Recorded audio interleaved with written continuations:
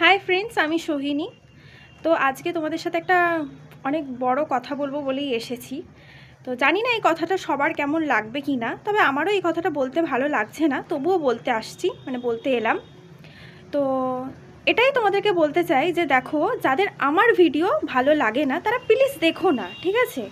আমার ভিডিও দেখতে হবে না, আমার স্টোরি কিচ্ছু দেখতে হবে না, কিন্তু প্লিজ আমাকে নিয়ে মন্তব্য করা তোমরা বন্ধ করো, ঠিক আছে?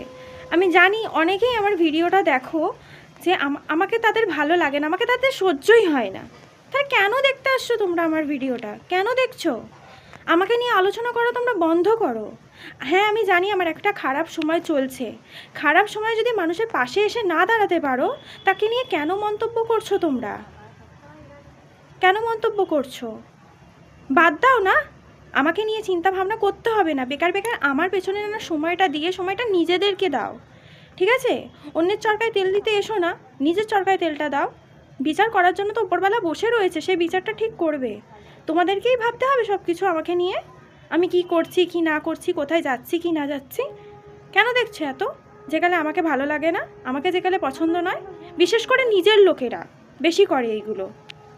কেন ভাই? তোমাদের কি আমি বলেছি আমার দেখতে আসো? আমি কি করছি আমাকে দেখতে আসো? খারাপ সময় যদি মানুষের পাশে এসে না দাঁড়াতে পারো, তাহলে দরকার নেই তো তাকে নিয়ে আলোচনা করার। বলেছি আমাকে নিয়ে আলোচনা করতে? বলিনি তো আলোচনা করতে আমাকে নিয়ে। নিজেদের মতো থাকো না নিজেরা। ব্যাস এটাই আমার বলার ছিল, যে লোকের ভালো যদি না করতে পারো না, কারো খারাপ চাইবে না।